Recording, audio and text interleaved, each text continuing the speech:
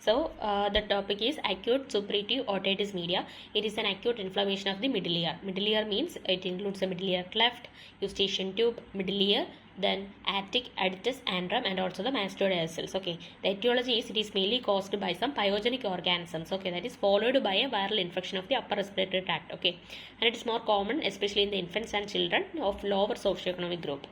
Okay, next is about the routes of infection. That is first mainly via the eustachian tube, then also via the external ear, and also bloodborne is there. Okay, bloodborne എന്ന് പറയുന്നത് it is the uncommon route. Okay, mainly via the eustachian tube, that is the most common route. Okay, here the infection that will be traveling via the lumen of the eustachian tube or along the subepithelial peritubal lymphatics. Okay, and in case of infants and young children, this tube is very shorter, wider, and more horizontal. So there is a high chance of getting infection through this eustachian tube. Okay, in this age group. Okay, so while breastfeeding or bottle feeding this young children, try to make the child's head in a propped up position. Okay, to prevent the horizontal position. Okay, so that's via the eustachian tube, and second one is via external ear. Okay, if there is any traumatic perforation of the tympanic membrane, then this will be a route to the middle ear infections. Okay, next.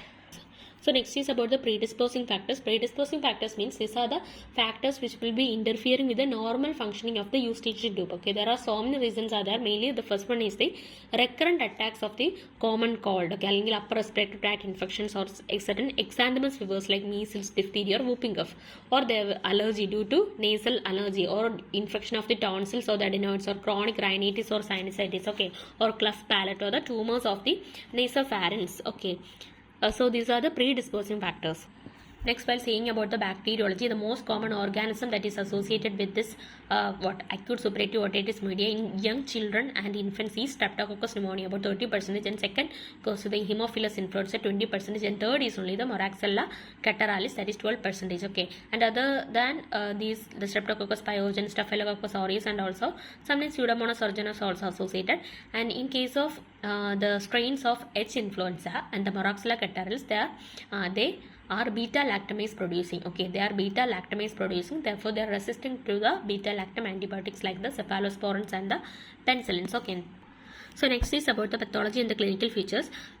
This disease that runs through the following stages. That is, first one is the stage of tubal occlusion, then stage of exudation or pre-separation, then there is a stage of separation, stage of separation, then a stage of resolution, then a stage of complication. Okay, so first is the stage of tubal occlusion. Here mainly what happens means at the nasopharyngeal end of the eustachian tube there is edema and also hyperemia, and this edema and hyperemia will block the tube, and this leads to the absorption of the air and negative intra-tympanic pressure. Okay, so this leads to a retraction of the tympanic membrane and also the and with some degree of effusion in the middle ear. Okay, but this fluid may not be clinically appreciable. Okay, so there is edema and hyperemia of nasopharyngeal end of eustachian tube, and there is absorption of air and negative intra-tympanic pressure and retraction of tympanic membrane with some degree of effusion. Okay, and symptoms may be hearing loss and earache, but they are not not marked, and there is generally no fever. And the signs are tympanic membrane will be retracted with the handle of the malleus in a horizontal position and prominence of the lateral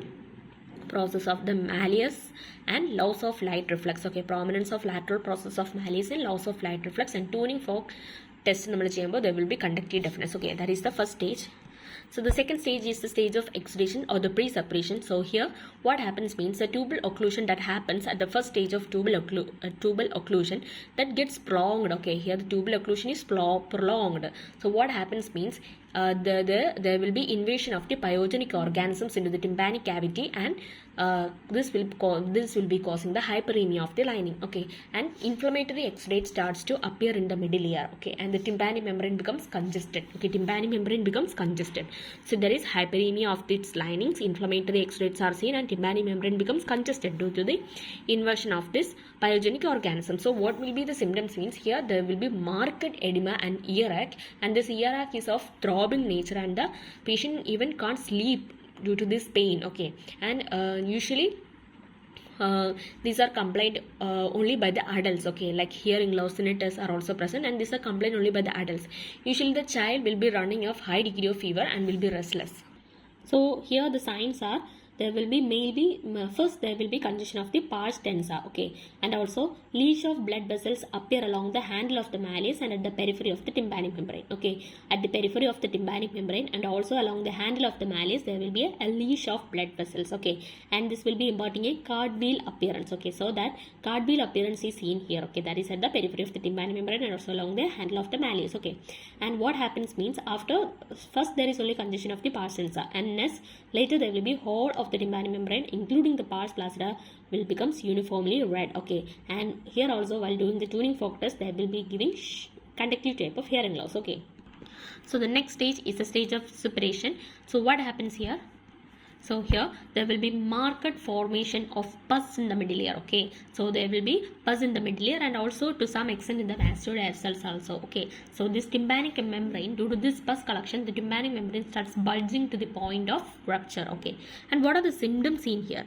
Mainly the symptoms are here the earache becomes more excruciating, okay, and the hearing loss increases and the patient will be having fever of 102 to 103 degree Fahrenheit, and this is mainly accompanied by the convulsions and also vomiting, okay. These are the symptoms, and the signs maybe we can see this tympanic membrane appears red and bulging, okay, with the loss of all the landmarks, because the handle of malleus, this all cannot be seen because this handle of malleus that is engulfed by the swollen and protruding tympanic membrane, okay.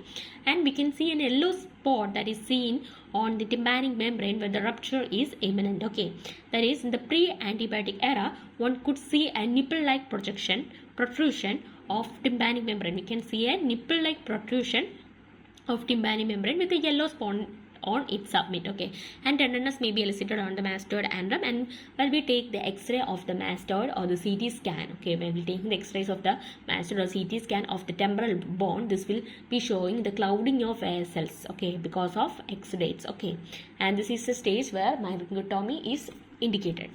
So the next stage is the stage of resolution. What? Resolution means here the tympanic membrane ruptured with the release of the pus outside, okay, and the symptoms starting subsiding, okay. So and the inflammatory process begins to resolve, and if proper treatment is given before, okay, or early, or if the infection is mild, then the resolution may even occur without the rupture of the tympanic membrane. And what are the symptoms seen here?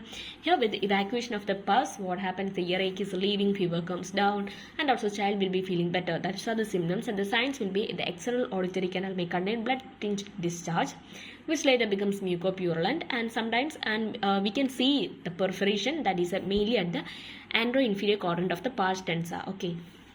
And also the hyperemia of the tympanic membrane also gets subsided with return to the normal color and landmarks. So next is the stage of complications. So if the virulence of the organism is very high or the resistance of the patient is poor, then resolution may not occur or take place, okay. So and the disease starts spreading to other defined. It will not confine to the middle ear. It will be spreading to the inner ear, to the brain. That is, it will lead to acute mastoiditis, subperiosteal abscess, facial paralysis, labyrinthitis, petrositis, extradural abscess, meningitis, brain abscess, or lateral sinus thrombophlebitis, okay. So first is the antibacterial therapy. Here it is indicated in all the cases those who are having fever and severe earache, okay. And we know that the most common organisms are Streptococcus pneumoniae and H. influenza. So here the main drugs which are given here are, first one is ampicillin, which is given 50 mg per kilogram per hour in 4 divided doses, and also amoxicillin can be also given, that is 40 mg per kilogram per day in 3 divided doses, okay. And those who are allergic to these penicillins can be given cefaclor or cotrimoxazole or erythromycin can be given, okay. And in cases of where the beta lactam is producing H. influenza and Moraxella catarrhalis, we can give the antibiotics like amoxicillin clavulanate or cefixime or cefuroxime acetyl, okay. Cefuroxime acetyl can be given, okay.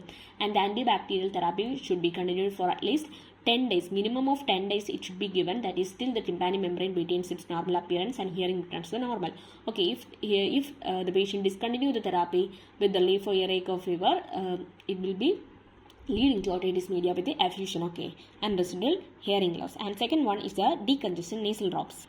So here the ephedrine nose eye drops are used, that is 1% in adults or 0.5% in the children, okay, or ephedrine nose drops or oxymetazoline, that is the nasivion or xylometazoline can be given, okay. And this is mainly given to relieve the eustachian tube edema and to promote the ventilation in the middle ear, okay, that is to decrease edema.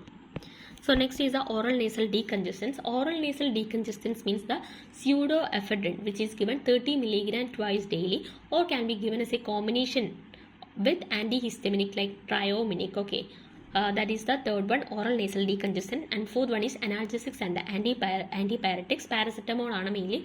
This will help to relieve the pain and also bring down the temperature. Okay, ibuprofen syrups can also be used. And next is a ear toilet. Ear toilet, if there is any discharge in the ear, it is dry mopped with sterile cotton buds and a wick moistened with antibiotic solution may be inserted. Okay, so that is the ear toilet. Then sixth one is a dry local heat, that is to relieve the pain. We will be doing dry local heat. And last, myringotomy. This is incised. This is the incising the drum to evacuate the pus, and this is mainly indicated when drum is bulging and there is acute pain. So first indication is drum is bulging and there is acute pain, and second indication is there is an incomplete resolution with despite antibiotics, and then when drum remains full with persistent conductive hearing loss. Okay, so there is incomplete resolution despite antibiotics when the drum remains full with persistent conductive hearing loss. So that is the second indication. And the third indication is there is persistent effusion. There is persistent effusion beyond 12 weeks. Okay, there is persistent effusion beyond 12 weeks. Okay, these are the three indications. So first one is drum is bulging and there is acute pain, and third is there is an incomplete resolution despite antibiotics and when drum remains full with persistent conductive hearing loss, and third is there is persistent effusion beyond 12 weeks. So then you should do myringotomy. Okay, so all cases of the acute suppurative otitis media should be carefully followed till the tympanic membrane returns to its normal appearance and conductive hearing loss disappears. Okay. So next is the treatment of acute otitis media. There is a flow chart for treating these patients. If there is an acute otitis media case, first you should start the antibacterial therapy and you should review that case after 48 to 72 hours. If there is good response, continue the same antibacterial therapy for 10 days. And if the person is still having earache and fever and it is persisting and increasing, then another antibacterial therapy should be given for 10 days and myringotomy and culture and specific antimicrobial for 10 days. Okay, so that's the treatment. But only another antibacterial therapy for 10 days, or you should do the myringotomy and culture and specific antimicrobial for 10 days should be given. So you give this therapy, and here also there is good response, so you continue the same response. So after like you're looking, there is complete resolution, and here also there is complete resolution. But in some cases the earache and fever abate, but the persistent fluid is still there. Okay, so we will be checking this patient periodically for 12 weeks, and after 12 weeks also, if there is persistent effusion, then we will treat that condition as otitis media with effusion. Okay, and sometimes there will be complete resolution or no effusion cases also there. Okay.